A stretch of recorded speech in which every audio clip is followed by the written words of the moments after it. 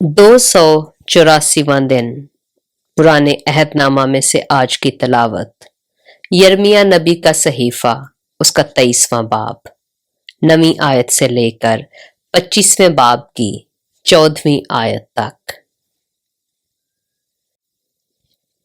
नबियों की बाबत। मेरा दिल मेरे अंदर टूट गया, मेरी सब हड्डियां थरथराती हैं।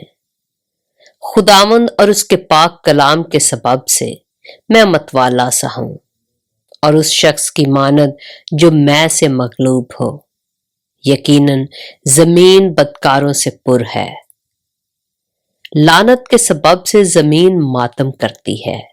मैदान की चरागाहें सूख गईं, क्योंकि उनकी रविश बुरी और उनका जोर नाहक है कि नबी और काहिन दोनों नापाक हैं।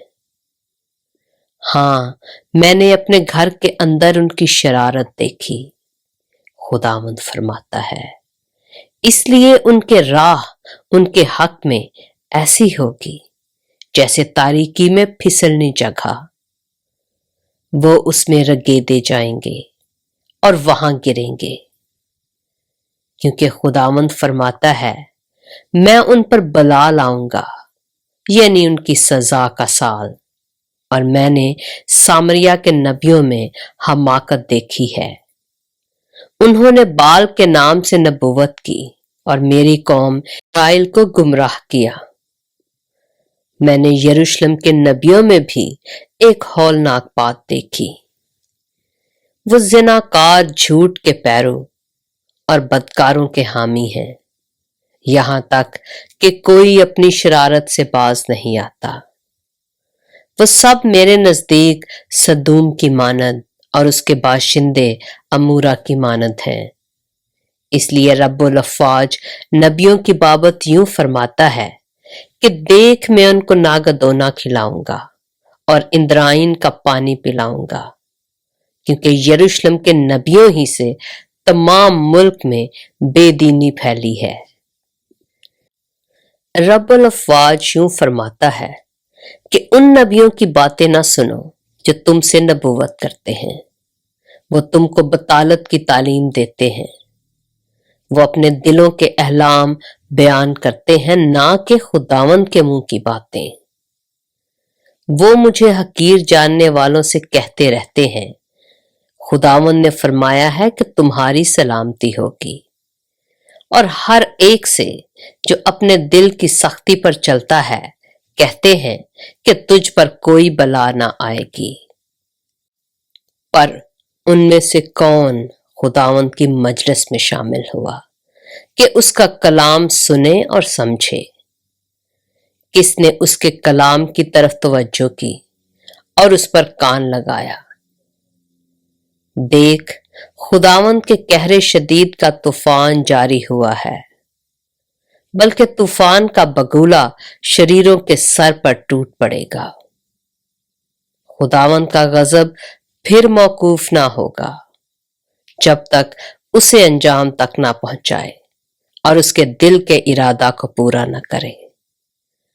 तुम आने वाले दिनों में उसे बखूबी मालूम करोगे।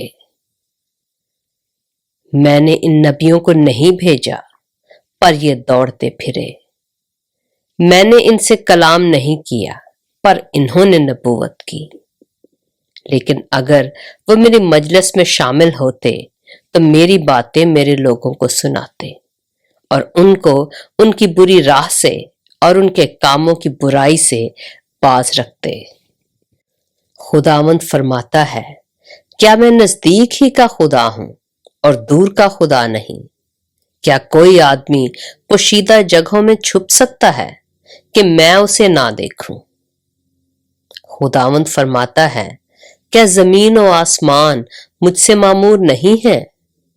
खुदावंद फरमाता है, मैंने सुना जो नबियों ने कहा, जो मेरा नाम लेकर झूठी नबूवत करते और कहते हैं कि मैंने ख्वाब देखा, मैंने ख्वाब देखा। कब तक ये नबियों के दिल में रहेगा कि झूठी नबूवत करें? हाँ, वो अपने दिल की फरेबकारी के नबी हैं। جو گمان رکھتے ہیں کہ اپنے خوابوں سے جو ان میں سے ہر ایک اپنے پڑوسی سے بیان کرتا ہے میرے لوگوں کو میرا نام بھلا دیں، جس طرح ان کے باپ دادا بال کے سبب سے میرا نام بھول گئے تھے۔ جس نبی کے پاس خواب ہے وہ خواب بیان کرے، اور جس کے پاس میرا کلام ہے وہ میرے کلام کو دیانتداری سے سنائے۔ گیہوں کو بھوسے سے کیا نسبت؟ خداوند فرماتا ہے، کیا میرا کلام آگ کی مانند نہیں ہے؟ خداوند فرماتا ہے، اور ہتھوڑے کی مانند جو چٹان کو چکنا چور کر ڈالتا ہے۔ اس لیے دیکھ، میں ان نبیوں کا مخالف ہوں، خداوند فرماتا ہے، جو ایک دوسرے سے میری باتیں چراتے ہیں۔ دیکھ، میں ان نبیوں کا مخالف ہوں، خداوند فرماتا ہے، جو اپنی زبان کو استعمال کرتے اور کہتے ہیں کہ خدا فرماتا ہے۔ خداوند فرماتا ہے، دیکھ، میں ان کا مخالف ہوں جو جھوٹے خوابوں کو نبوت کہتے اور بیان کرتے ہیں، اور اپنی جھوٹی باتوں سے اور لاف زنی سے میرے لوگوں کو گمراہ کرتے ہیں۔ لیکن میں نے نہ ان کو بھیجا نہ حکم دیا، اس لیے ان لوگوں کو ان سے ہرگز فائدہ نہ ہوگا، خداوند فرماتا ہے۔ اور جب یہ لوگ یا نبی یا کاہن تجھ سے پوچھیں کہ خداوند کی طرف سے بار نبوت کیا ہے، تب تو ان سے کہنا، کون سا بار نبوت؟ خداوند فرماتا ہے، میں تم کو پھینک دوں گا، اور نبی اور کاہن اور لوگوں میں سے جو کوئی کہے خداوند کی طرف سے بار نبوت، میں اس شخص کو اور اس کے گھرانے کو سزا دوں گا۔ چاہیے کہ ہر ایک اپنے پڑوسی اور اپنے بھائی سے یوں کہے کہ خداوند نے کیا جواب دیا اور خداوند نے کیا فرمایا ہے، پر خداوند کی طرف سے بار نبوت کا ذکر تم کبھی نہ کرنا، اس لیے کہ ہر ایک آدمی کی اپنی ہی باتیں اس پر بار ہوں گی، کیونکہ تم نے زندہ خدا رب الافواج ہمارے خدا کے کلام کو بگاڑ ڈالا ہے۔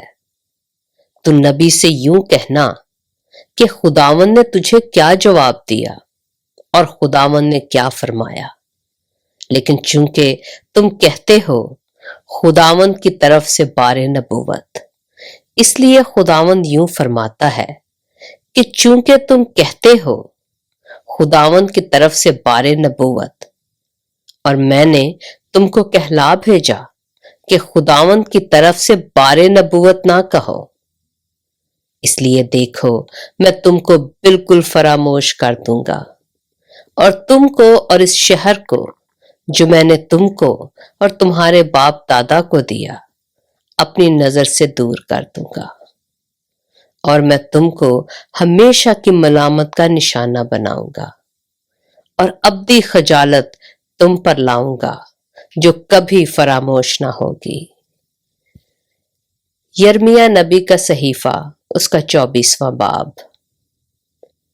جب شاہ بابل نبوکدنصر شاہ یہودا یکونیہ بن یہویکیم کو اور یہودا کے امراء کو کاریگروں اور لوہاروں سمیت یروشلم سے اسیر کر کے بابل کو لے گیا، تو خداوند نے مجھ پر نمایاں کیا، اور کیا دیکھتا ہوں کہ خداوند کی ہیکل کے سامنے انجیر کی 2 ٹوکریاں دھری تھیں،